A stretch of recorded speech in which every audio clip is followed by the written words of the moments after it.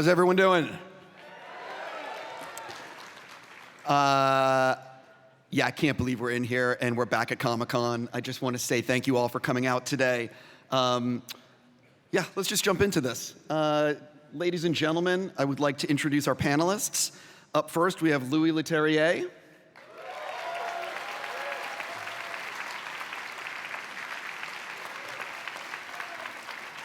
We now have Justin Simien. I'm going to sit here. And someone named Gareth Edwards.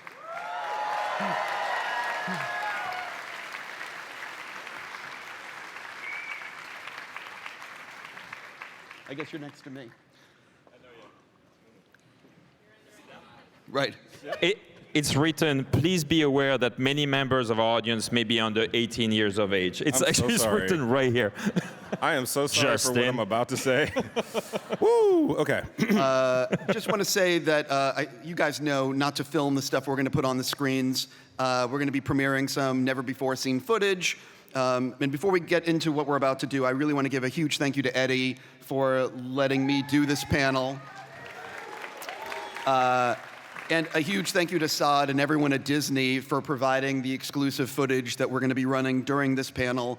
And I think you guys know, or if you don't know, at the end of the panel, we're going to have these exclusive posters from Haunted Mansion and the creator. Again, thank you, Disney, for, and they're really, really good posters. So before we get started, I think some of you, let's have a little refresher of some of the work that these gentlemen have directed.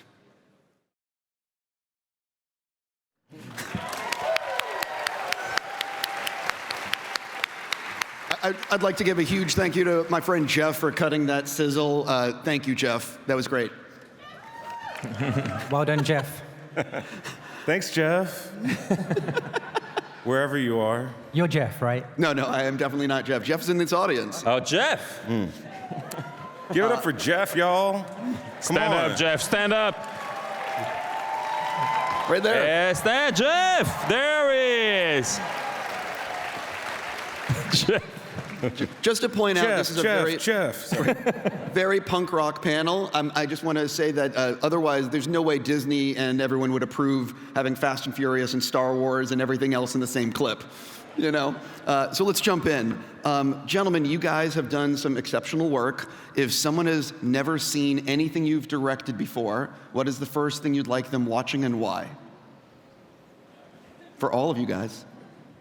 I mean, for me, dear white people, because first of all, clearly the country needs an education in all of the themes that film deals with. But because of my first film, and it was the one where like I did, you know, the most of my like cinematic quoting, and I think like you can kind of trace a lot of my inspiration and references in that film. So I'm gonna say start with my first one. Yeah, come on, Jeff. Jeff! Give it up for Jeff. I'm going to stop saying that. I'm so sorry. I think I'm the last person that's any good at judging what my best thing is. And so, but I do remember one occasion, I was in LA, I was walking across the street, and some guy looked at me, and it's one of those rare occasions where you think, oh shit, I think he recognized me. And he kept staring at me as he kept going past, and I kept walking, and he got to the side, and I could hear someone going, hey, hey! And I was like, I'm not going to look, I'm not going to look. And he went, hey! And I thought, okay, I'll look now. And I turned around, and he said, I love Moon! It's my favorite film! And he thought I was Duncan Jones. and so I have to say my best movie is Moon by Duncan Jones. It's really good. It's a really good one. You know what happened after that? I sort of know Duncan, and I texted him, and I said, some guy just shouted across the street at me saying he loved Moon, and he said, well, it is your best film. No, I mean, that's the best answer. Exactly.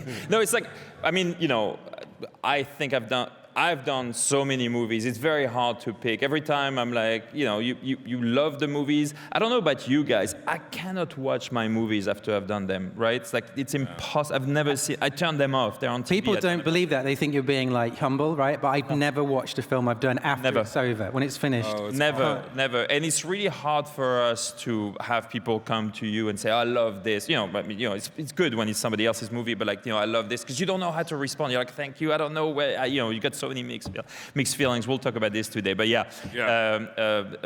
it's very troubling to be a director, and you'll realize this in the next 90 minutes. What do you think fans would be surprised to learn about making a movie and directing in Hollywood? Just one thing? No, well, I'll start. It's actually, for me, right, so I'll start with me. It's very collaborative. Directing in general, we're not painters, we're not sculptors, we're directors. You surround yourself with a cast, a crew, writers, and frankly, a studio that everybody wants to make the best movie. You all want to make one thing, and it's like a marriage. It's dialogue. It's about communication. You work together. And then ultimately, and that's what's nice in Hollywood, because I've done a lot of stuff outside of Hollywood in Europe. I mean, Hollywood, at the end of the day, the audience will tell you if they like it or they don't, because you'll do screen testing, you'll do trailers, and you sort of like have this relationship together with an audience. So I really, really enjoy this process. The collaboration is really nice.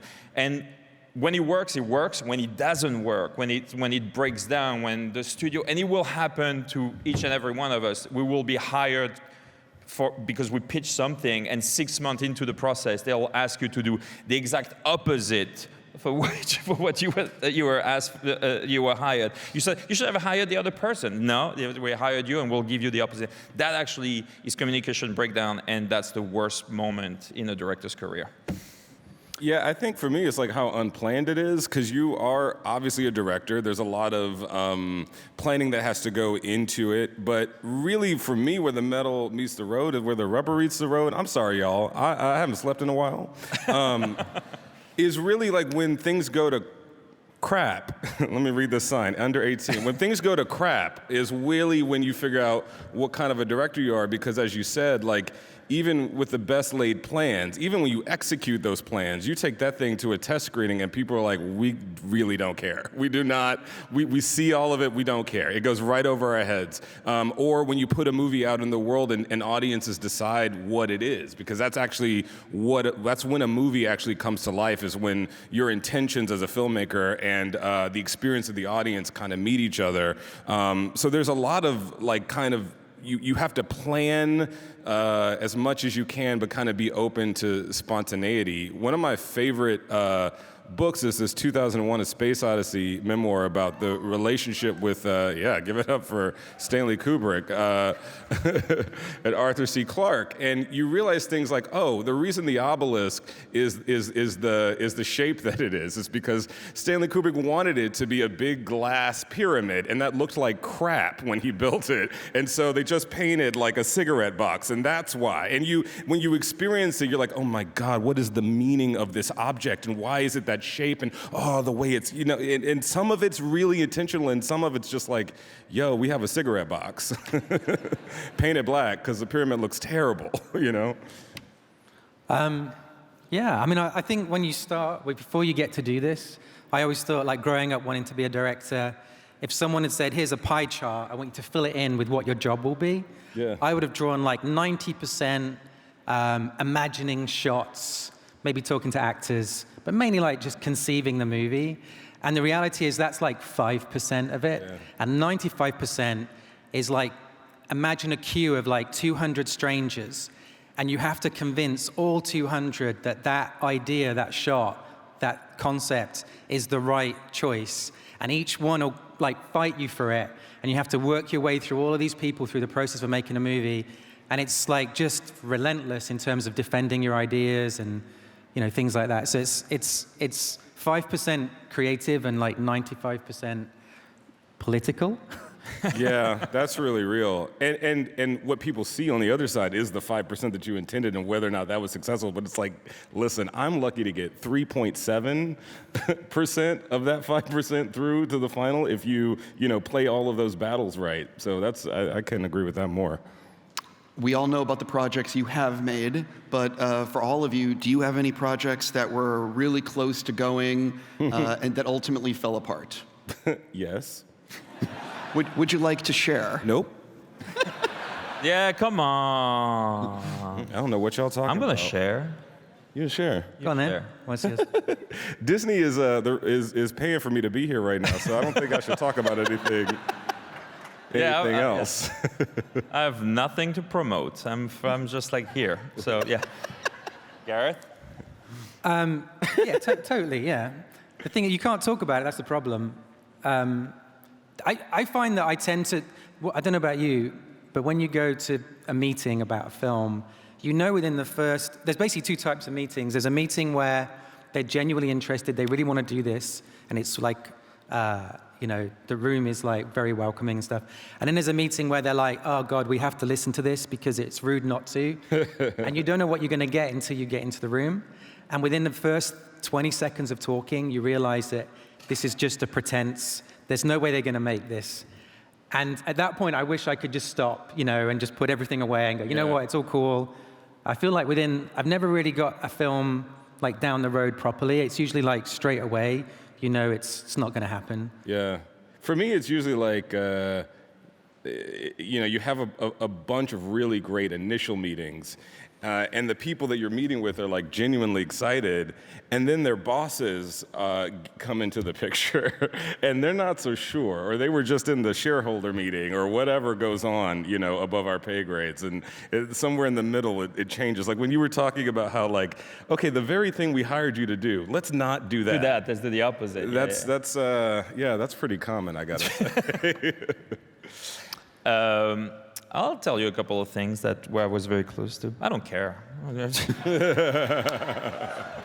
So a small one that I really love. It's called Yellowstone Falls. It's after the fall of civilization.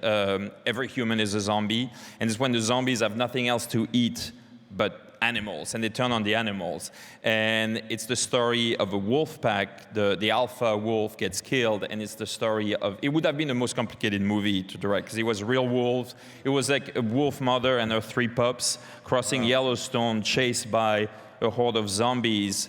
The lead being, was Danny McBride. So Wow. Yellowstone Falls, the movie. It was a 50-page script, no dialogue, grunts, and Danny McBride. Perfect. I want to see this immediately. Immediately. I was so close. I storyboarded the whole thing, and then, like you said, like I was in a pitch meeting, and then everybody said, nah. Are you joking? I'm not joking. You really did this? 100%. It's called Yellowstone Falls. It's my magnum opus. I will never get to do it. I did, though, produce a movie that's coming out called Strays with R-rated dogs. That's coming out with Lord and Miller. And Eric Feig, who was one of the producers, was the guy who said no because he was the head of Lionsgate. And now he's like, came to me to produce the thing. I was like, remember when it's about dogs? And it's like, anyway. We buried the hatchet. And the second one that I really loved and worked so hard, I worked for, and I'm lucky, I worked for 8 months with James Cameron on Fantastic Voyage, the Isaac Asimov thing. Yeah. And we were inventing cameras, we're doing all that stuff and everything. The whole plan, Shane Salerno had written the script. It's amazing. It was like what Inception is to Dreamscape, this was going to be to the original movie. And then we pitched it, and it was killed in the room. I was like 8 months. We had like everything, and this is how we're going to revive stuff that was like absolutely incredible, new cameras, new everything. And then they were like, no. We will keep making Avatar movies with you, James, and you cannot produce anything complicated. Was James Cameron with you when you pitched it? Was he in the room? No, that's the problem. It's a good story. I could not reach him I was like, I'm pitching today, I'm pitching. Are you here? Are you here? Could not reach him. Wait, And did you get ghosted No, by James I Cameron? got ghosted. But he had a good excuse, I swear. Okay. He was in the Mariana Trench that day. He was actually, I was like, sorry I couldn't return your, I was like, Wow. in the Mariana Trench. I was Wow. like, yeah, I kind of fucked it up. I think he uses that. He uses that excuse with everyone. I've heard this a lot. I know. Fuck. It's always in that trench. Damn. Are you there? Yeah. If you attended this panel last year, you know that I like to have some guest questions. And I think we have a question from someone named Roger Deakins and his wife, James. Okay, here's a not unexpected question from Definitely us. not expected, yeah. What do you see as the role of the cinematographer? We wish we were there to hear the answer. Amazing. I think they know the answer. Legendary. What's a cinematographer? He does the what? Cuts the picture together. Oh yeah, he was nice. That guy was nice. For me, Jeff Waldron shot Haunted Mansion, and you should absolutely woo him. He's incredible. We met on the first season of my show, Dear White People. He helped sort of take the look that we created from the film and make it for the series. And he's a storyteller. I mean, he actually started in animation. Yeah, I think actually the truth is like every director and cinematographer relationship is kind of different and specific. But for me, he was, he takes something that for me is like an idea that sort of sounds really, really great, but has absolutely no understanding of the technical limitations or requirements to make that idea come to life. And then takes that and expands it and expounds upon it and, helps figure out which lenses we need to acquire or in some cases create to achieve that look. He sort of helps, at least for me, link up the intentions of the scenes and of the stories and these different beats with actual specifics, like how do we light this? And I gotta say for our film, for Haunted Mansion, we have a lot of heavily melanated cast members, and that you should also woo that. And one of the things that we talked a lot about was, when you see black people in movies, especially if they're the only black person in the movie, you might notice that you can barely see them sometimes, and they need to be lit differently. And I can't really tell you exactly how to do that, but I just know that I want to see Lakeith Stanfield's whole face when he's standing next to Owen Wilson, and that's actually quite a feat. That's actually quite a technical feat. So that's how Jeff Waldron helped me sort of not embarrass myself. I think my DP, Oren, are you here? Oren, wow. Come on, Oren, you got to stand up. He asked for tickets. We gave him tickets. Where are you, Oren? There you go. There you go. He's there. Wow, amazing. Oren shot the creator with Greg Fraser. The DP is like, I mean, it's sacrilegious to say this because there's a lot of important roles on a movie. Everyone's very important. You're all special. Everybody would say like the cast is the most important people, and they are. But for me, like it's probably the most important hire on a film. Yeah. They're essentially your voice. Like whatever you do is going through them. And you can, I don't know about you, but I have like an allergic reaction to an image when it doesn't feel like me. Yes. And you need to find someone who has the same sort of handwriting as you. And so it's quite a feat. And there's only a few people that I would trust handing the Sword of Omens to. That was a Thundercats reference for everybody who's over 45. And so, we shot this film, the creator, very differently. I don't know how much to go into it. Yes. But it wasn't the normal approach. Hey, Oren, it's a question to Oren. Can I ask Gareth about your methodology? Because I know you want to keep it a secret, but I heard about it and it's incredible. Just scream yay or nay. Yay. We'll talk about it later. That sounded but like it was actually him. The way they shot the creator is absolutely incredible. And then for me, the DP is it's the most amazing partnership, but also I'm their worst enemy because I operate and I do Steadicam and I do I don't wait. I just go. And the DPs, they're like running around trying to light the stuff. I'm like, shut, okay, reverse that. And I do stuff. So the DPs that work with me are incredible because they can just follow. It's a flow thing, and it's kind of like it's a vibe. And a DP will not stop the rhythm of a scene. They'll just find the moment. You prep together, you do this, but when, as we talked about before, like the day of, everything changes. You seize opportunities. The sun rises. Clouds come. Do this, do that. Yes, white people, black people in frame. That's actually it's very important. That all that stuff changes, but you need to be able to seize that moment, that grab that magic. And real DPs, real incredible DPs will. It's a non-communicative. You look at each other, you wink, wink, wink, you understand, and off you go, and you shoot what you want, and it's amazing.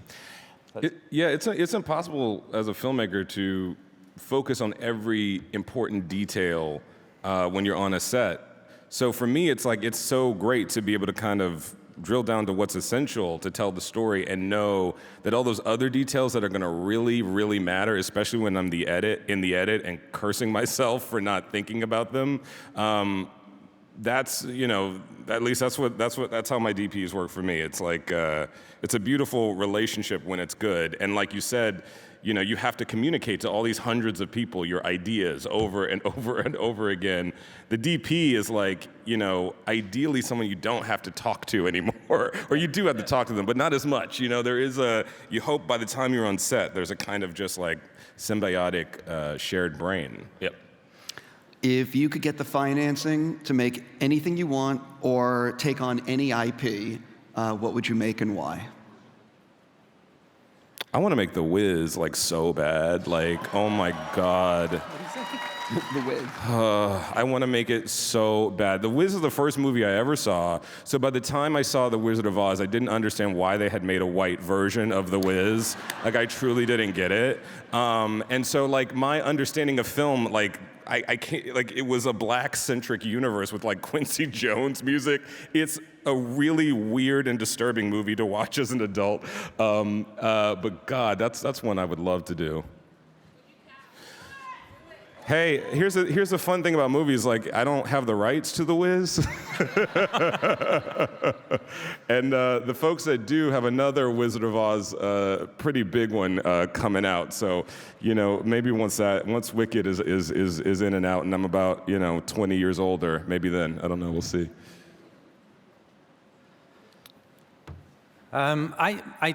I do want to do this IP. I do want to do, and I have. Is it also The Wiz? Yeah, I'm really. Wow. Okay, got it. Just kidding. We got to stir up some controversy, man. This is what, Yeah, there is IP that I'd really like to do. I've contacted the people. I know the people that own the IP. I'm trying to do it. If I say it out loud, it won't happen, so I'm going to keep that bit quiet. But What? It's The Wiz. It's The Wiz. We would give. That's why you can't do it. I'm really sorry. Gareth and Justin Simien are in a feud over who will direct The Wiz.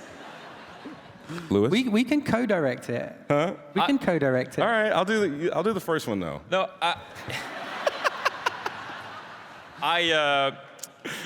because I know it won't happen, so I'll say it. I don't care. I would love, because I would love to do a Fortnite movie. I would love to do the. Yeah, that would be fire. Because the game is incredible, but the characters, I think there's so much more to be told. Your Fortnite would be amazing. Well, it'd be funny.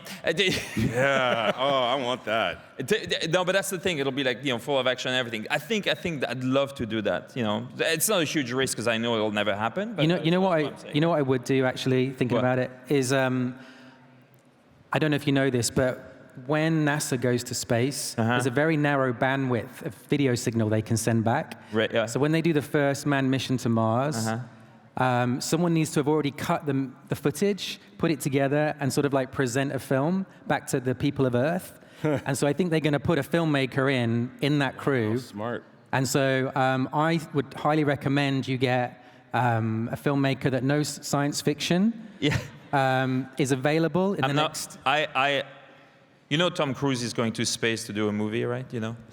I wanted to be that director that goes with him, but my wife said there's no way, you're not allowed. Because I crash in helicopters. I've done like crazy stuff before, you know, that's what we do. Yeah, it happens. So she said, nah, space, nah. Y'all go right ahead. I'm like, I fall a lot. Yeah, I stumble. So yeah, anyway, so I don't think I can. Sorry, Gareth, you should. Yeah. I know. Well, Justin's going to be busy shooting The Wiz. I'm gonna be busy on Earth. Okay.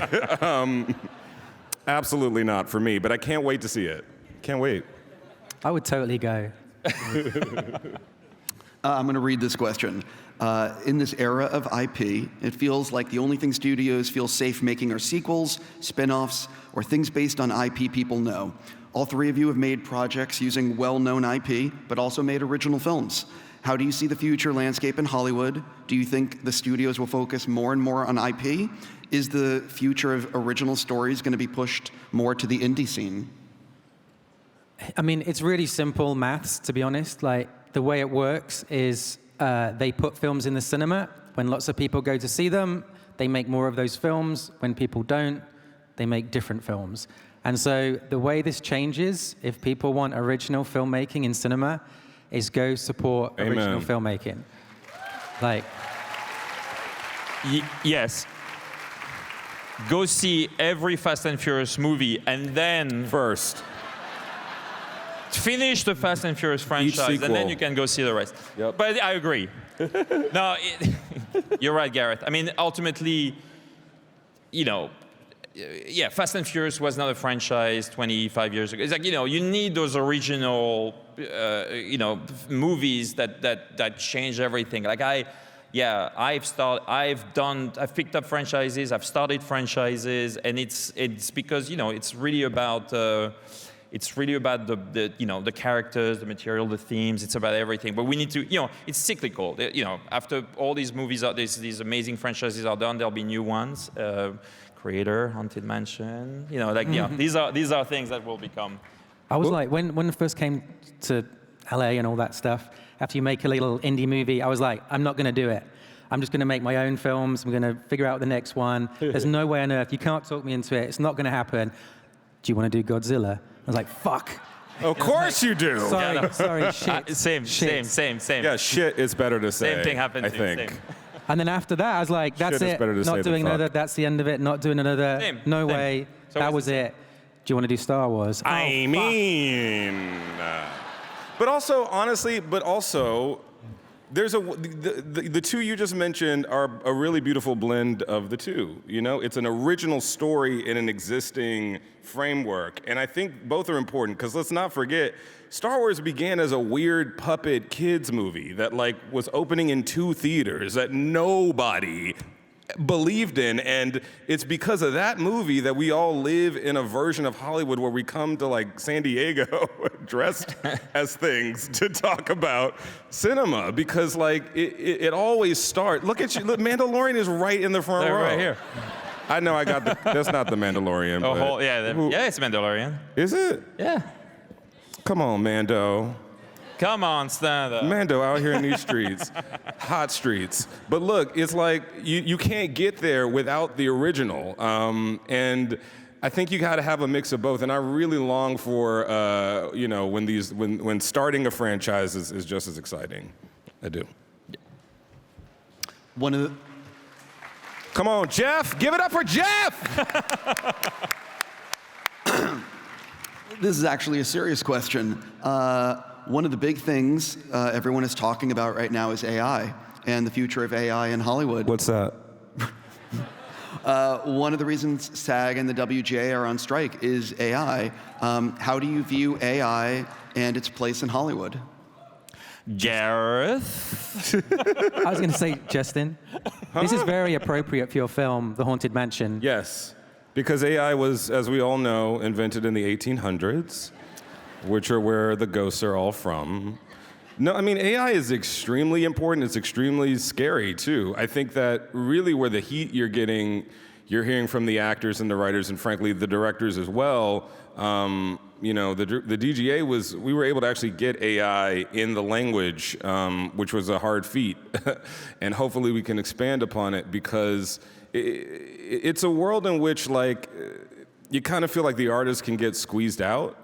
And especially if you're making work that maybe isn't paying the bills, but it's out there, AI doesn't work without other human people making art, that it basically kind of steals and blends into other things. And you kind of get this feeling that, like, boy, if the guys at the top could just make these things without these pesky artists, that they would. And that feeling isn't out of nowhere, okay? It's something that I think if you go through the crucible of Hollywood, you feel that in a number of ways. So I think it's important both to protect the artists whose work are getting pulled into all of these different AI models, but also, you know, I just don't think it's as fun or as interesting as letting, like, humans tell stories to other humans. I don't know.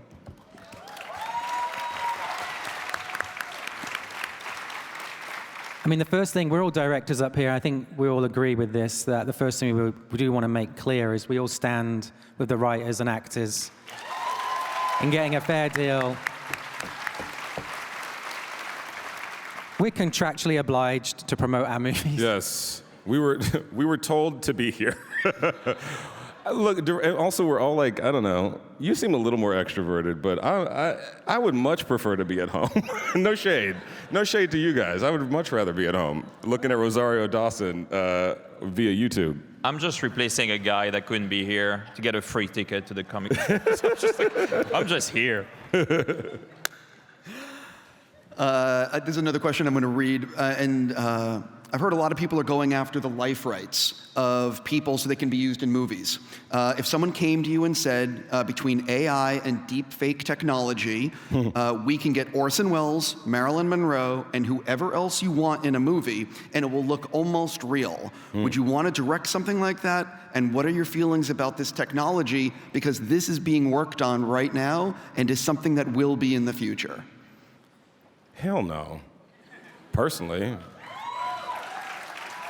They made great movies while they were alive. Like, let's watch those. I think it's weird, personally. I think it's weird. It's like you can't avoid it in some ways, and especially like as these franchises go on and on. It's really cool to be able to have the original actors' sort of image in the thing. It helps make the storytelling feel more cohesive. So it's not like a never kind of a thing, but solely starring CGI'd versions of once alive humans. That's not for me. That's not for me. I mean, I don't know about you guys, but what I've found is whenever you do a CG character of any kind, whatever it is it has to be based on an underlying performance. Yes. If you are just animating it from scratch, it gets into uncanny valley really fast. Yeah. And anything good I've seen on the internet, even with AI, i.e. deep fakes and stuff, it's always based on a performance underneath of a human.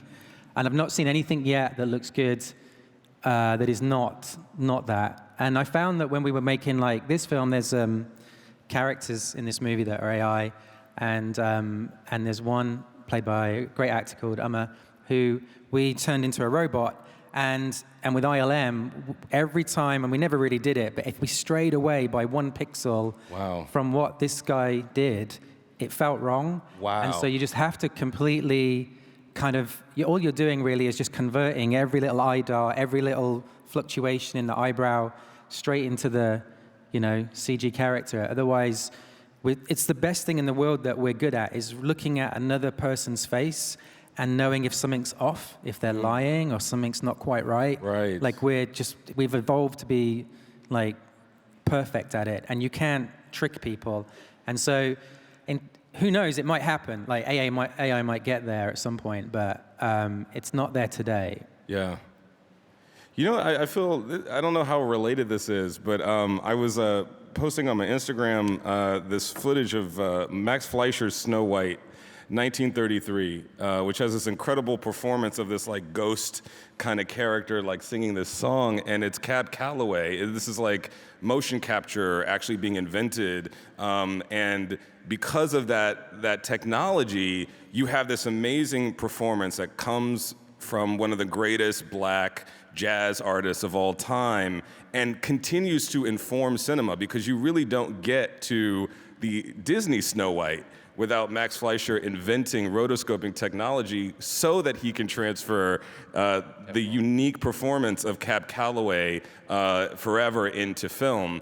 And we still go back to that performance. That's the performance that the genie from Aladdin is based on. And so there's something beautiful about the technology, but it sort of like you said, it requires a human being underneath it. You can't ever quite get away from that. And there are a lot of those alive still, and they're really interesting, and they're reinventing it. So, I think there's a role for AI in what we do. I think it could actually be an exciting technology if we can figure out how to control it and keep it, from howling us, in our movies. Yeah, but let's just hope that there's a reset button if need be. Listen. No, I've heard the Pentagon have just installed on the nuclear arsenal weapon launch system, one of those website pages the way you have to recognize a traffic light or a bicycle. Perfect. Yeah. So we're safe. We're good. I always fail these. I don't know. Yeah. It's hard. The staircases, the bicycles. I've never. Have you noticed when you make a mistake and it still goes, you're a human? Yeah. That is concerning to me now. I always picture some poor robot trying to log into a website and seeing this and going like, Karen, bicycles, they have the round thing. Or are they the... No, bicycles have 2 round circles. Oh, okay. I think we have another video question from someone named Edgar.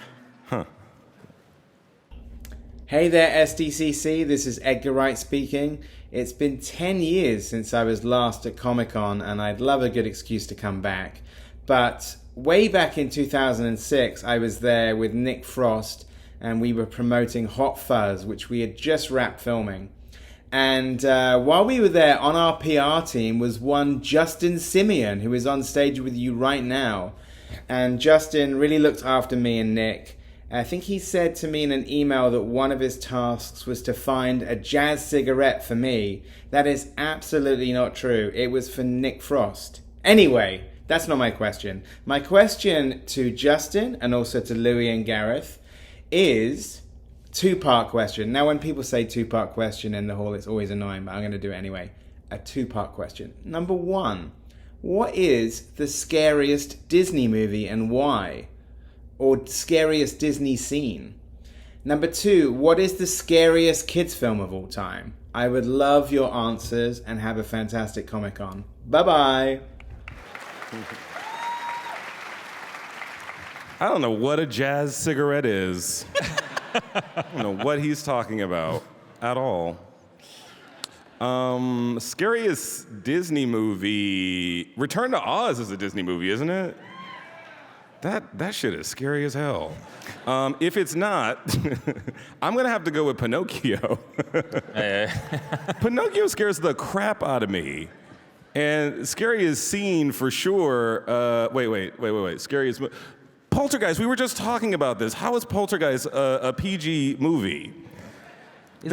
Yeah, it's. I think it's one of the reasons we have PG-13. Jaws is a PG. What's that? I think Jaws is a PG. Jaws is PG too? Right? Poltergeist, though. Not PG, but I'm sorry. Poltergeist messes with me to this day. Okay. I don't know. What do you guys think? Disney. You guys. Disney is quite scary. I mean, if you look at it, Fantasia. Come on. Fantasia is like, woo. You don't come out Fantasia unscathed. No. The scariest scene in a movie with Mickey Mouse is hands down Steamboat Willie. You know everything I'm going to say. is the transformation scene in American Werewolf in London. Do you remember that? Yeah. And as his whole face is distorting and he's screaming in pain, he just looks on his mantelpiece and there's Mickey Mouse just staring back at him. And it's like this. I saw that when I was 6 years old, and I never slept in my own bed for the next 5 years. My parents ended up getting divorced because I ruined their sex life, I think. Wow, that's the reason. I mean, sorry, their love life. Sorry. Yeah, I didn't remember. Okay. Edgar wanted to also know what's the scariest kids film of all time. Can I? The default answer for me would be The Dark Crystal, but Yeah. there's a scarier Jim Henson thing that used to. I couldn't watch it. I had to leave the room. Was on the Muppets, Pigs in Space. Yeah. Like it was science fiction. So my mom would think I would like this bit, and she'd be like, "Oh, Gareth, it's pigs in space," and turn it up, and it freaked me out. The fact these were pigs. Everyone was a pig, and no one was acknowledging it. It was like Star Trek, but with pig faces. And I would run out the room screaming, and they'd be like, "No, it's spaceships. You like this?" And they'd be like, "They're pigs." They're pigs! Why can no one see this? Dark Crystal is not scary. Dark Crystal is... It's not scary, Dark Crystal. It's like, yeah, whatever. I made it a little scarier, but the original was it was sweet. It's like, yeah, a nice one, yeah. But your movie is gonna be quite scary, no? It's got some chills and some thrills, I love traumatizing children. I don't mean that. I mean inspiring them to be brave. I was inspired to be brave at like 5 years old watching Nightmare on Elm Street. So I don't know. I love that stuff. I don't know. I think Poltergeist is still a pretty scary kids film. Have you guys seen The Little Prince though? Like the original Little Prince with Bob Fosse? No, wow. Okay. I'm disappointed, first of all, in all of you. Wrong crowd. Jeff, can you cue up Little Prince? That movie is haunting. I'm curious if you could all talk about working with the marketing department, because one of the things, everyone in this room watches trailers, and I think a lot of us feel that the marketing gives a lot away. So can you sort of talk about how you work, what is it like working with marketing and figuring out what shots are going to go in there and what shots you're like, absolutely not, we are not giving this away. It just really means too much to me. Considering Disney paid for us to be here. Considering it's their literal marketing department as well. I think they're the greatest in the whole industry. It was amazing. It was amazing. It was collaborative. Every time I said, hey, let's not do that, they were like, cool. And then they did it, and it was awesome. It's knowing when you're wrong, isn't it? Yeah. Kind of I was like, I was wrong. I'm really glad that you know. Honestly, I think part of it is like movies don't have a lot of time, right? Like the opening weekend is so important that like in those weeks leading up to it, it's like throw the kitchen sink in there, because if people don't come out that opening weekend, like the whole thing's done. You used to be able to kind of craft a story about the story and sort of have that roll out and trickle through society. Ain't nobody got time for all that. Barbie and Oppenheimer in theaters, okay? We have to like get these kids in the theaters. So I apologize. If you don't want Haunted Mansion spoiled for you, just don't look at anything with your eyes. Anywhere. Does that include the movie? No, watch the movie. God, please, okay. Lord, Jesus, watch the movie. But when you leave this room, like, don't look at anything, visually speaking. I think if you decide you want to see a movie, stop looking at marketing. Yeah, agreed. Yeah. Yes. I've decided I want to see Oppenheimer. Yes. I'm going to get dragged to Barbie, and so I know I'm seeing it. So I haven't watched a single thing. Yes. Because I want to just see it all fresh for the first time. When you opt in, just stop. Yeah. And I watch trailers for things I'm unsure about. And the problem is when you don't have IP, franchise, it's brand new stuff, you have to kind of like educate the audience or whatever they say about what your film is about. And so I'm like the worst person in the world when they show you a trailer or a poster or whatever they're thinking. What do you think, Gareth? You know what I mean? Like it's like it's been a little kid that you've raised for like the last few years, and you're thinking, oh no, he doesn't like his hair parted that way, and he doesn't like that kind of coat, and he shouldn't be. And And they're like, Gareth, it's like, we'll take care of this, Yeah. We're just taking a picture. Yeah, but that said, I knew your movie was coming out. I didn't know your movie was coming out. And I was checking I was going around to see Fast 10 prints in IMAX. And I saw your trailer, and it was so incredible. I mean, right, Holly? It's like Creator's an amazing trailer. it is mind-blowing. And when you know how he shot it, this is it. First of all, you ruined my experience for my movie. Thank you. But I was like so excited, and it's hard again. It goes back to that first question of like, how do we create new franchise? Everything. There's so many people in the world consuming entertainment such in a different way now that we have to find a way to grab them, especially when it's something as original as the creator. Yes. Come on, original. Can I just say, all we can see, we can't see you, we can just see these screens of what's being filmed or videoed, and I'm slowly falling in love with Louis. He's so handsome. He's just so handsome, dreamy. Once you release a movie and you're like, it's done. He's tan, you can actually, lose weight and we could get a be tan. brothers. No, we couldn't. Yeah. We couldn't. Lose weight Don't and post get a that.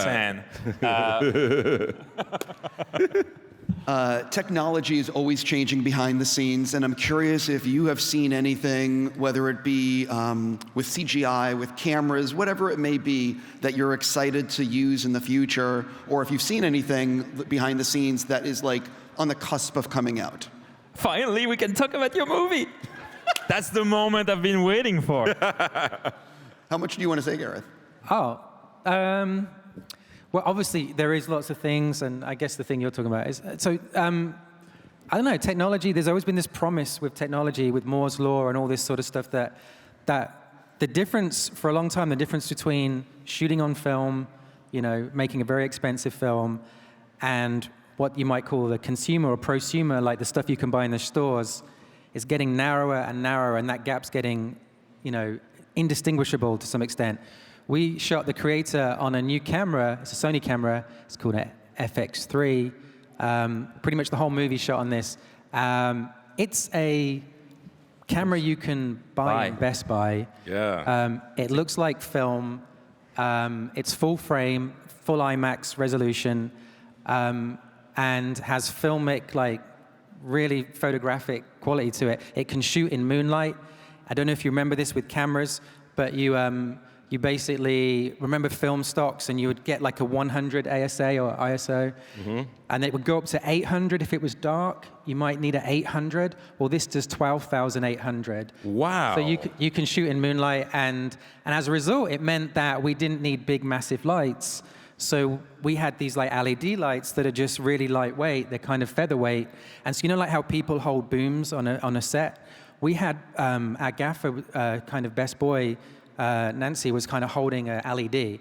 And so we would light it as we could be really organic. If suddenly the shot looked like the actors had this freedom and suddenly the shot looked better over here, Nancy would suddenly move around with the light, and Oren would be talking to Nancy through a little microphone.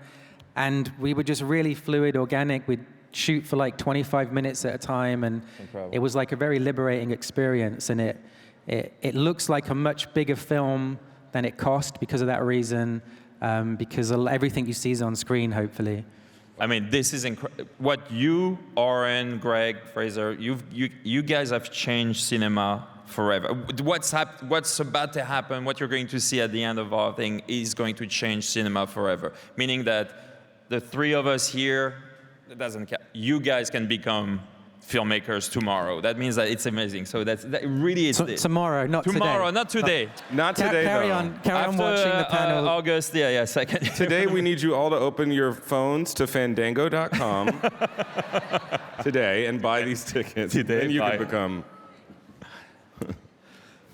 I think we have another video question. This is from someone named Joseph, who is currently making an F1 movie with Brad Pitt. Sorry this is late, Frosty, but one of the things I love about my job is how different it is in every phase, from prep to shooting to post. Totally different job. So my question for the panel is, what's your favorite part of directing, and why? It's walking with my phone, asking questions, wearing shades. With shades, yeah. With shades. About to And say. Ferrari. 10 Ferrari look, the trims shades are behind kind of you. what The makes shades it. are cool. Yeah. When you hang out with The Tom Cruise hairline, for a year, the hairline, you know, it's everything. Wait, I have to pause. I actually asked Joe, instead of doing in his office, I'm like, you're filming an F1 movie. Do me a favor and show something from F1 behind you. So I kept waiting for Brad Pitt to turn up at the end. I was like, that whole strike thing, oh, My yeah, favorite okay, part. fair enough. Oh, right. Oh, yeah. That'd be awkward. What was the question? What's your favorite Favorite aspect? part of directing of between making prep, film, like in the whole shoot process? and post, yeah. And promotion here today at Comic-Con. My favorite part is before, you're actually making it, before anyone gets there and you can dream and no one has told you no yet and you haven't had to convince anybody yet that your idea is okay. When it's one or two or three of you or even just by yourself and you just get to dream. I mean, that's how I sort of got into the idea that I wanted to be a filmmaker is, going to sleep and putting on a movie soundtrack and trying to imagine how I would tell a story or how I would put a scene together. So the part before your dreams are crushed, I think, is my favorite part. I feel like I need to hug you. Thank you. Thank you. I have a lot of therapy. In a similar way, my favorite bit is the very beginning when you fantasize about how amazing and world-changing this movie's going to be, and the very end when you get to come here and hit play and people get to see it, and everything in the middle is a nightmare. Nightmare. And it's Wait, the end is good for you too? I'm just saying that because they've come out and they've paid a lot of money, Okay. and we have to play a clip. Yes. I've got to be positive. No, it's really fun finishing a movie and releasing It's like the ultimate shit sandwich. There's nice bread either side, Yeah. and then just a lot of, I feel like mine's an open face shit sandwich. yeah. Yours is like a shit pizza. Yeah. A sheetza. Yeah, it's a sheetza. It's a sheetza. That's okay for under 18, right? Yeah, we get it. Do you guys? I feel like I have a process, not a process really, but I have a period of mourning when a film is over because you have to sort of let go of the movie that you imagine you'd make at the beginning. There's no, and I'm not even being funny. There's just there's kind of, I don't know that there's any way around it. Even when something really hits and it's great and it works in ways you couldn't imagine, I find that right at the end, there's this kind of a downbeat of oh, that's where we landed. I don't know, how about you guys? Also, the movie's great, by the way. Oh my God, what am I doing? But it's just different. It's just different from what you first, what first got you excited. No one else is gonna jump on that train. I'm so sorry, Disney. Do you want me to leave out that way, or? Go ahead, Steve. Whatever. I like it all. As you said, it's funny to imagine. It's great to shoot. In post, you pull your hair out, and at the same time, you discover your movie for the first time because you see it through the eyes of an audience. And we have very interesting lives. And also, what I like about being a director is I change lives every couple of years. I am a magician for 2 years. I'm a puppeteer for 2 years. I was hoping to go to space, but I can't because my wife. You can. There's still time. I hope I can one day. Anyway, but yeah, so that's what's great about directing. What is a detail or decision that you had to fight for in one of your films that you are the most proud of? I just want to say I really love releasing a movie into theaters. No. I didn't get to mention that before. I love finishing it, and I'm sorry. No, but honestly, we collectively, the three of us, are so lucky. All of us, almost 7,000 people, kind of, here in this room are lucky to have theaters still open after the pandemic. Yeah, that's real. That's and real. to have movies, to be able to see our movies with an audience, that's something that, almost disappeared. So yeah, let's count our stars. Thank you. Thank you, movie theaters. Thank you. Yes. Thank you, Nicole Kidman. Heartbreak really does feel good in a place like this. I'm real. I mean that. Does anyone take a swing at the question, or we're just gonna? Oh, No. detail, right? Which detail we fought for? What's a detail or decision that you had to fight for that you're really like proud of because you made it work and it worked out?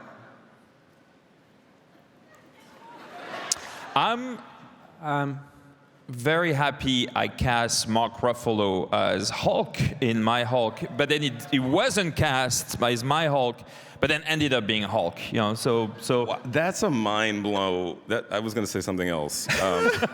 That's a mind screw. That's amazing. I don't know.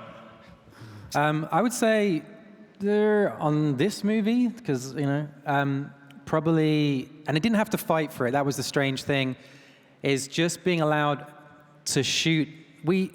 You make a very low budget movie, right? And there's massive advantages to making an independent, just you and your friends type movie. And then there's massive advantages and disadvantages to making a big blockbuster. And for me, the simplest way to explain it is you just swap each one round. Whatever's easy on a low budget film is hard on a big budget, and whatever's hard and easy on the other one is the other way around. And so the holy grail is like how to marry those two together.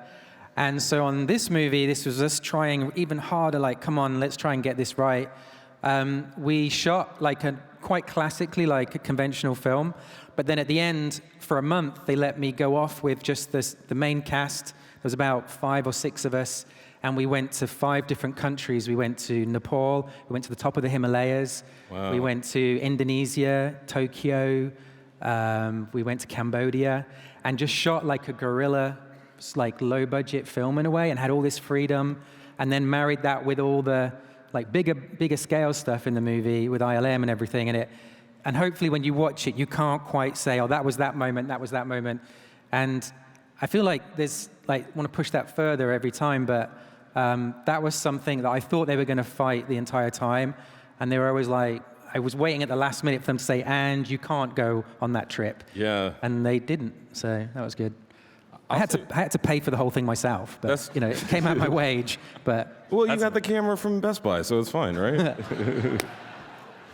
With Haunted Mansion, the job partly was details. It was like I was obsessed with the ride, and part of why that ride is so enduring is because it is meticulously crafted. The details are so specific, and they are everywhere. So there were so many details, and it wasn't a fight. I mean, I think Disney more than anyone understood the power of those details, but I'll sum it up in saying that, like, I was really passionate about starting with practical in-camera effects. I felt like that's part of the magic of that ride.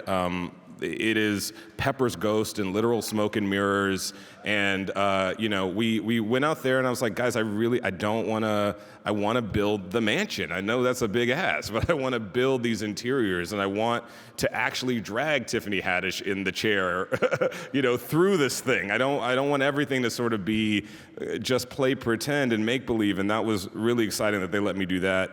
And the other detail I got to say that I was pretty adamant about was that I really wanted a black lead for my movie. The Haunted Mansion is situated in New Orleans, which is an 85% black town, and I love the ride. I love Disneyland, but I didn't see any black people like on the paintings on the walls in this New Orleans mansion, and I felt pretty strongly that we had to do right by New Orleans in that movie. So I don't know how big a fight they were, but those were 2 things that were really important to me coming into that film.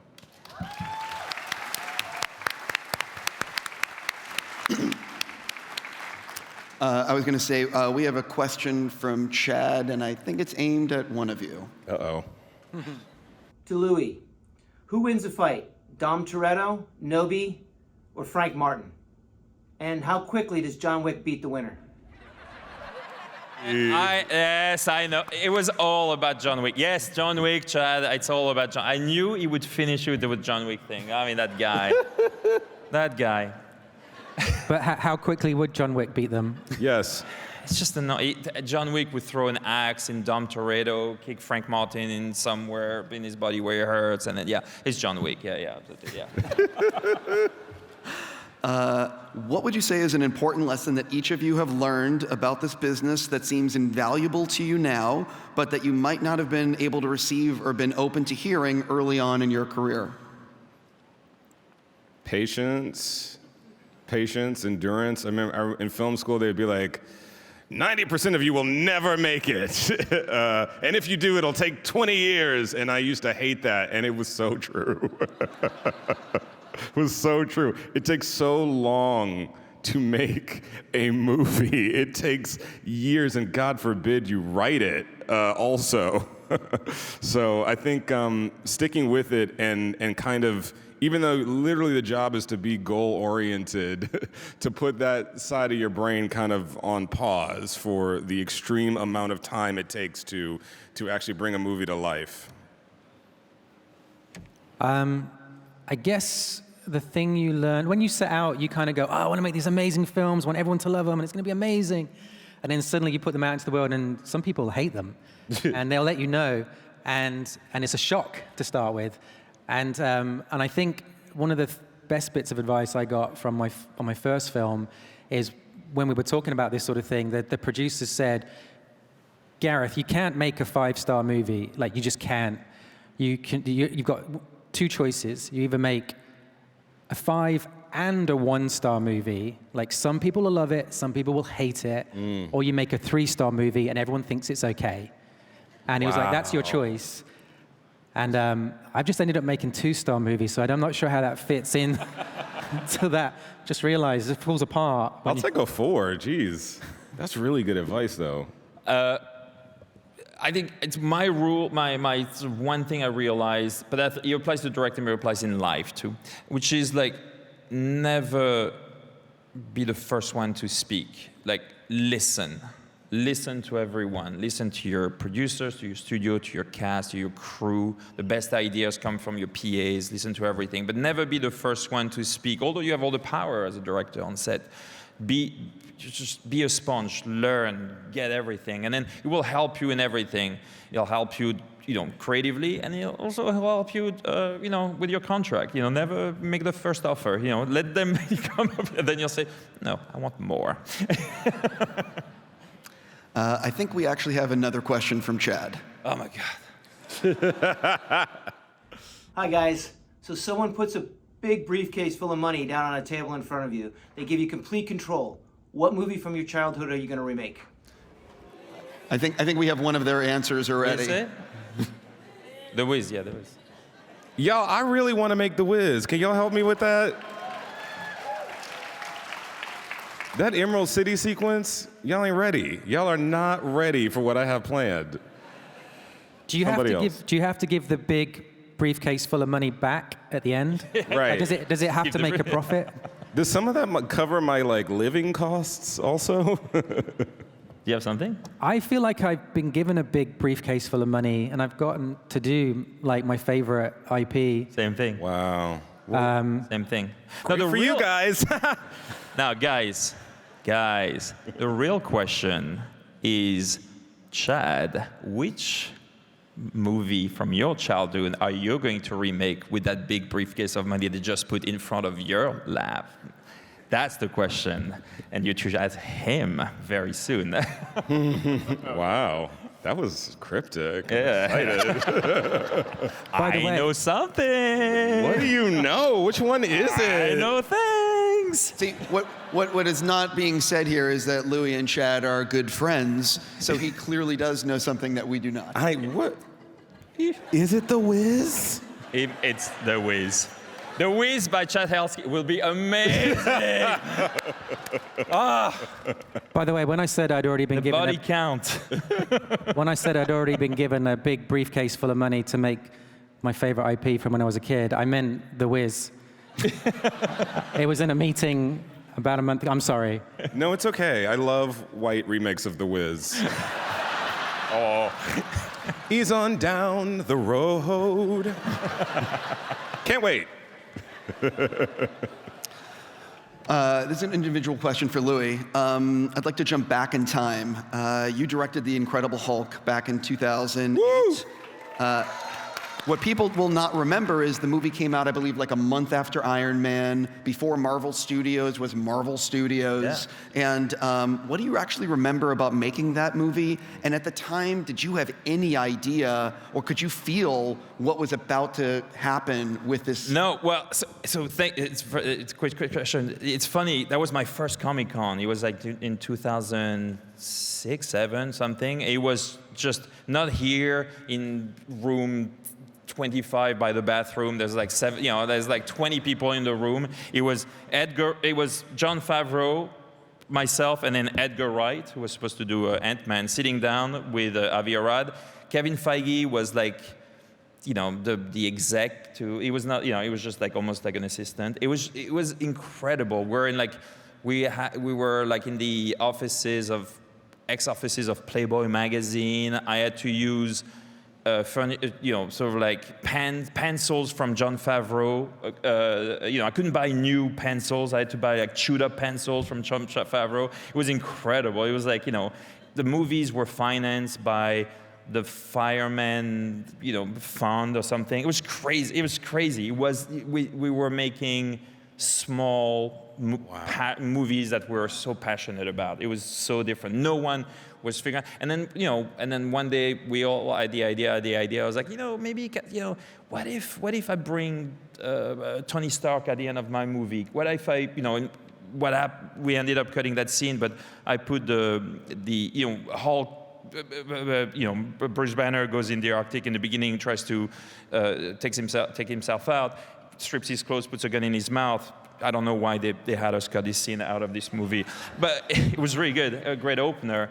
And then Hulk's out, and then breaks the ice cap, and then a big block of ice comes to camera, and that's how you released the shield, Captain America's shield.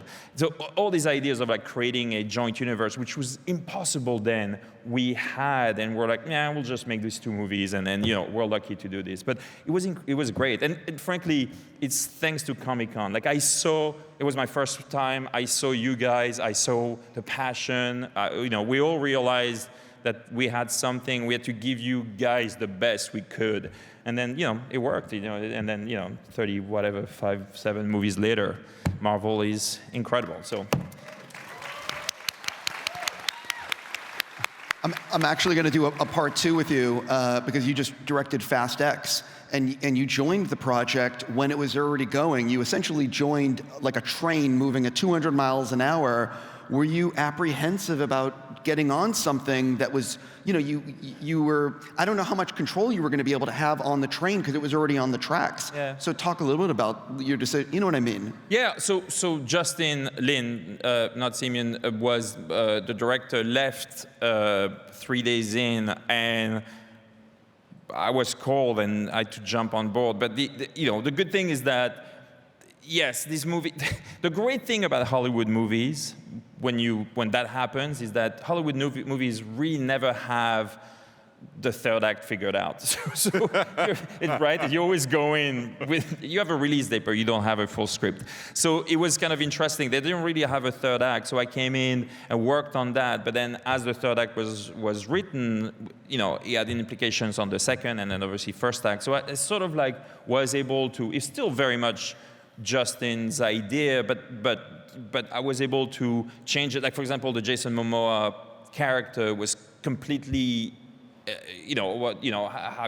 how he is in this thing was completely, Jason and my invention. It was not written this way, and then we changed some stuff and everything. So it was a true exercise in directing. I don't know if you guys would have accepted a job like this. It's funny, it happened to me twice in my career. My first movie when I was 26, Transporter, I was the second AD and the director never showed up. And they were like, I was second AD, and they showed it to they said, oh, first AD, you're going to direct. And I was like, I'm not directing this piece of shit. I'm the first AD. I'm a French first AD. I'm a genius. Yeah. And then, like in the movies, everybody turned to me, and I was like, I guess I'll try, And then that's what triggered, I started my career. So that happened twice in my, And you sort of like step up to the plate and you do but also, I love those movies. They're so fun. They're so exciting, and I love everyone involved. So it was really a lovely experience for me. So nothing bad to say. And look, I've got a tan. I'm healthy. Yeah. It didn't break me. We were broken before we became directors. Justin, I want to know, I don't think everyone realizes you used to work at Disneyland. I did. And so what is I it still like? do, actually. I never left that job. No, I did. What is it actually like, though, going from someone who worked in the parks, loves something so much, and now you directed this huge budget Haunted Mansion movie? I have no idea. It's really surreal. I'm still kind of wrapping my head around it. I think because I never really believe that I have the job, or once I get the job that the movie will ever come out. It's kind of just hitting me now, just kind of all of those details and all those. I used to ride the Haunted Mansion while I was at film. I was working at Disneyland to basically help pay my way through film school, and I would ride the mansion ride. I would ride Pirates, and I would honestly think, how do I do this in a movie? How do I sort of use production design and sound and light and magic to, kind of do that Hitchcock thing where you play the audience like, an orchestra, because I would get chills at exactly the same spots, and I would gasp at all the same spots and laugh, and I'd see these things over and over again, and it would still work. So to be able to kind of bring all of that to bear as a filmmaker has been really amazing. But I also I dissociate a lot. That's why I think I'm good at directing. So I don't know, maybe in a couple weeks when the movie's out, I'll be able to fully answer that question, but it's been amazing. Well, one of the things I think I've seen Haunted Mansion, and you did such a great job, and one of the reasons it's so great is because there's scares for kids, there's so many laughs for adults, but there's also 1,000 nods to the ride. Yeah. And so I'm just curious, what was it like in the editing room trying to make sure that was all serviced? And also, you're dealing with IP that means a lot to the studio, Yeah. so making sure all these things are satisfied while still making your movie. Well, a lot of it comes down to the story, which, written by an amazing screenwriter, Katie Dippold. Give it up for Katie. She told a very clear story about moving through difficult feelings and, giving to people things that you didn't get yourself. It was very clear what the story was. And, my philosophy in the killing your darlings phase of making a movie is, does it serve the story or not? And, we had a huge process of just uncovering every possible Easter egg and thing about the ride. We had so much material to work with, so many details, but at the end of the day, if it doesn't help move this particular story forward, it isn't its time to shine, But on the other hand, I grew up sort of, I was on Ain't It Cool News, refreshing to see the first clips of what is Wolverine gonna look like in the first X-Men movie, and I remember seeing that black patent leather and being that's not the Wolverine I remember. And obviously, we have, that's a whole panel in and of itself. I actually really like that movie, but it's such a bummer when a thing you love finally gets adapted, and the people who adapted it don't really care that much about the little details. And so I wanted to do right by the fans, first of all. And I was already obsessed with the ride, but getting to work on the movie, walking through that ride with the lights on, getting the history of it, understanding the back and forth conversations between Walt Disney and the Imagineers to make sure it is the right amount of scary and the right amount of funny and the right amount of heart and all that. I was really inspired by that. And I thought that they had made a lot of really, really good decisions. And so I was kind of obsessed with using as much of them as I could and just adapting them properly to this much bigger cinematic scale. I believe we have an exclusive clip from the movie. Oh, wow. How would you like to set it up? I don't know what it is. You're welcome. Here it goes.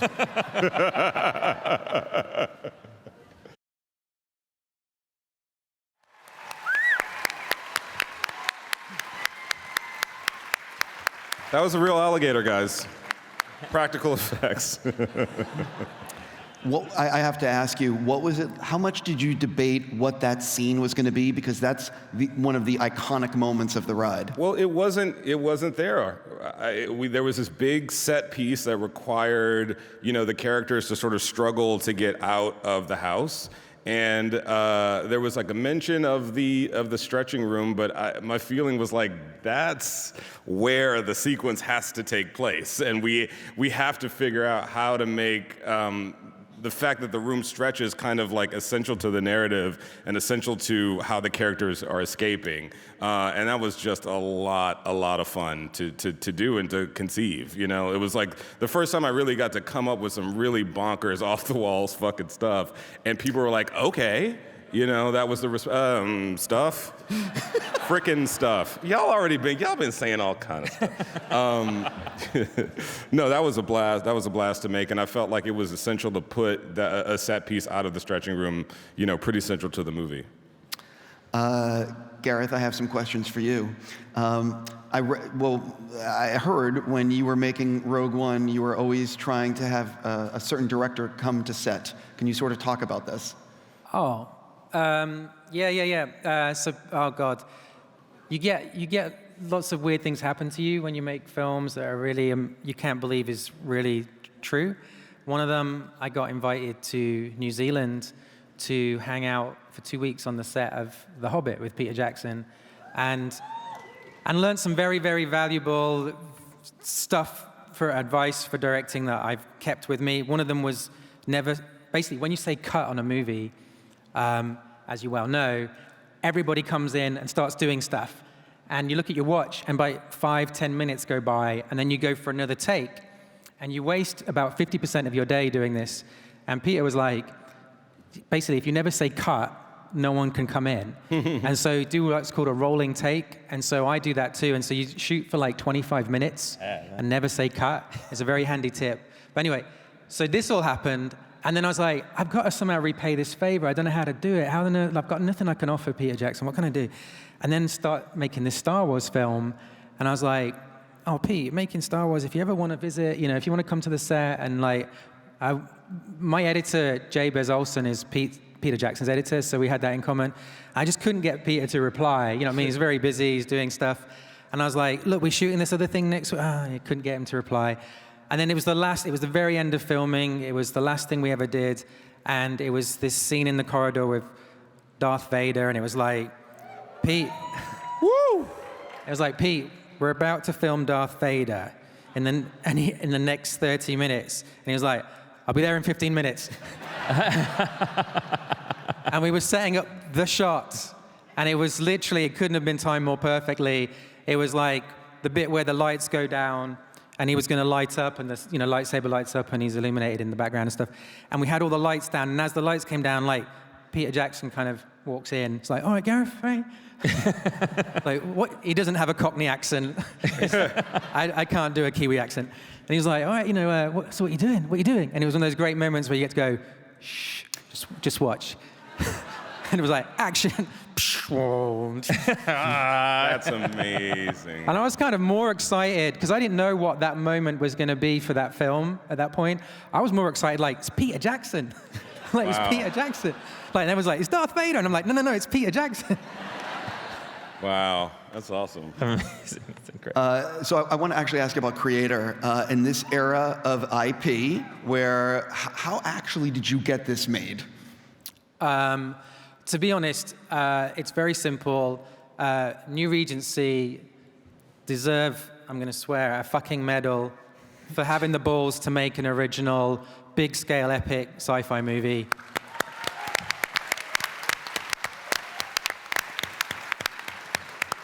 I was about to, in theory, do another film, and it wasn't like... Which one?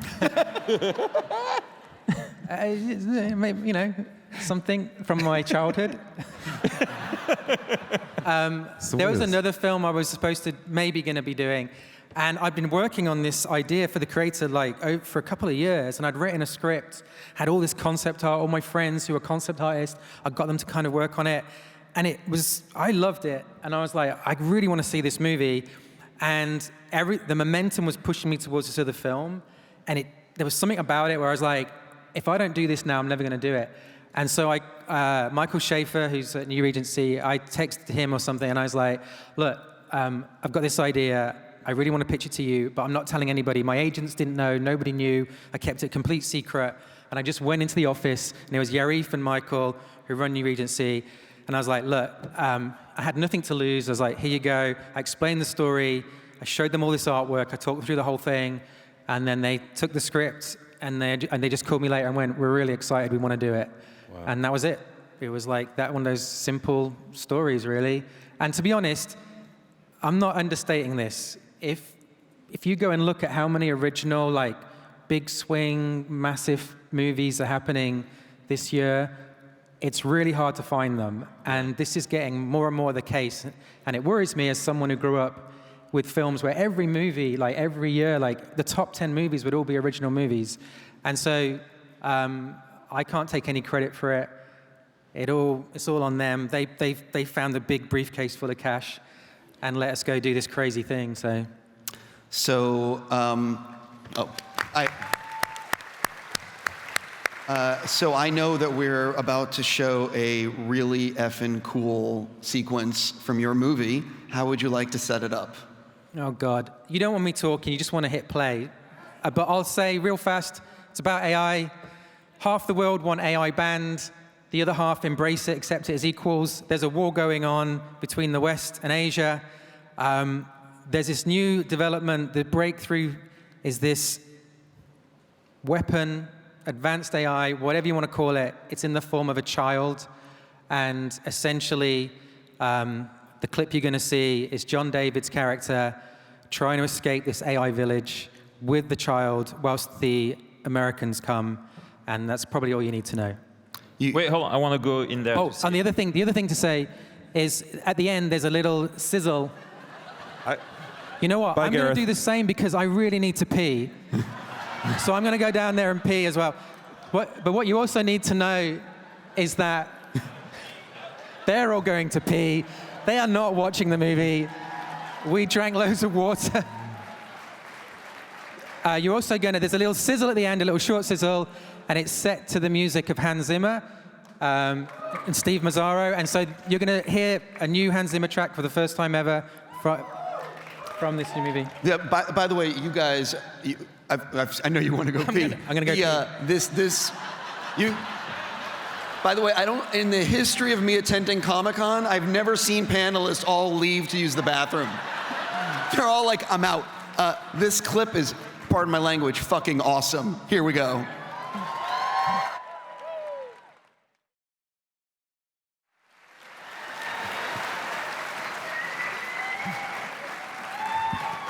Hi. Where are they?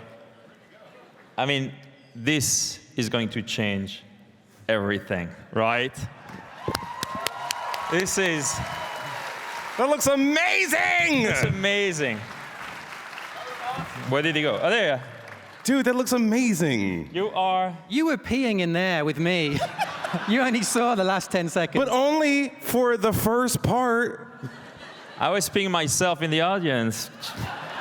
Wow. No, but it's incredible. Gareth. That looks amazing. Guys. Gareth. Get your flowers, Gareth! Come on! Come on, Gareth! Gareth, come on! I mean, come on. Speech! Guys. Speech! Shot on an iPhone. No, I mean, it's incredible. Shot on an iPhone. No. I mean, it's genuinely hats off to the studio that made it. Honestly, it's like, you guys, we could all... just being allowed to do something the way you want to do it is what it's about. He's right there. So Michael Schaefer, that guy, he did the same thing to me a long time ago. Like my career was like, and then he gave me this script called Now You See Me, and no one wanted to do it, and he just allowed me to do it the way, and it was great. I mean, so Michael Schaefer, everyone, New Regency. Come on, Michael. You German man. Where are you? He's over there. Where's Michael? He's hiding. Where's Natalie? He's by the bathroom. Where are you? They're hiding. That bathroom was hopping. one of the things, The dude in though, a cape is- in there, it was wild. Sorry. Well, when you were writing this, you obviously started writing this years ago. The timing of this with AI and its release, and what being the fact that it's something that everybody is talking about right now and acknowledging, the timing is very good. But what was it about? How long ago did you start writing the script? And were you thinking, you know what I mean, the AI aspect? It's a great time to have it coming out. You mean it's great that robots are going to wipe out humanity? And we're really lucky because of that little fact. Yeah. I would love to take credit for it. I honestly, I don't know what to call it, like a fluke or what. Like I don't know if it's a good thing or a bad thing. To be honest, when we started doing this, the AI the idea was that AI represented other people that are different to us, that look different, and we see them as the enemy and they see us as the enemy, and that's how it started. But the second you actually have AI in your story, all kinds of fascinating questions just kind of bubble up really fast, like, are they alive? Is it real? How would you know?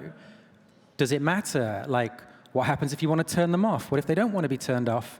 All these sort of really interesting ideas. And even like with the image stuff, there's posters and billboards in the movie that are like, donate your likeness to AI. You basically get scanned, and then they can print an AI version of you, like for money. They will pay you to do that, and stuff like this. And it seemed like such science fiction. You know, like I thought I was not going to live, like when you're picking the date, when you write a script, and at some point someone mentions the year, I'm like, I don't want to be like Kubrick and get it wrong, you know? And so I'm like, what date? And I ended up going with 2070. And I'm like, now it feels like I should have gone with 2024. Yeah. It's like, Yeah. you know, I don't know how to feel about it in terms of the AI of it all, because it's that genie's not going back in the bottle. Like, that's going to change everything. And anything we say about it and try to predict about it right now, we're going to look like fools in about 5 or so years. It's so hard to know where it's going, but it's like incredibly powerful, and it's frightening even the people that are working on it, you know? Yeah, I just think about what your phone looked like 10 years ago and what your phone can do now, and with AI, whatever it can't do in 10 years, it's very scary. Yes. Yeah. So I'm just going to say... Thanks for coming, happy note, everybody. on this Be terrified. Yeah. Thank you so much. Have a great Comic-Con. I just want AI to solve like climate change and cancer. Yes. Like, does it just have to write screenplays and take residuals away from actors? Could it do something else? In all honesty, though, here's the good side of it, right? There's a bad side of it, and there's a potentially good side of it. The good side of it, like it could democratize filmmaking. You know what I mean? Like, there are tools that you already see happening right now. You know, you can type stuff in, and it will generate the footage. I don't know what this is going to cause for the industry and everybody, but it's a bit like, it might be like when they invented the electric guitar, and then suddenly there was this creative explosion, like we call rock and roll, that we've never seen since. And maybe filmmaking is about to have that. We don't know, but this is like probably bigger than CGI and dinosaurs. Like, this is going to really revolutionize or dramatically destroy everything. Anyway, fun at Comic-Con. It was fun. The last ever Comic-Con. Yay! So we actually have to end 2 years max. Just kidding. So just to Could let be everybody great. know, if you don't actually know, we have these posters that everyone here is going to get. Can we put? That's the Haunted Mansion poster. Well, that's the creator, and these are limited to Comic-Con. Can we put the Haunted? Shiny. Yes. So I believe, and because we of course didn't rehearse this or practice, I believe as you leave the room, or if they're coming around, there's going to be these tickets, and then, if I remember correctly, upstairs there's a redemption room where you bring the ticket and you pick up the posters. I'm not 100% on this, and I probably should have found out, but you will be able to get these posters. And on that note, ladies and gentlemen, please say thank you to our panelists. Thank you very much. And guys, Steve Frosty Weintraub. Frosty! Steve, come on. Yes, Steve. Thank you. Seriously, thank you guys for coming out today, and have a fantastic Comic-Con. Thank you, everyone. See ya. Thank you.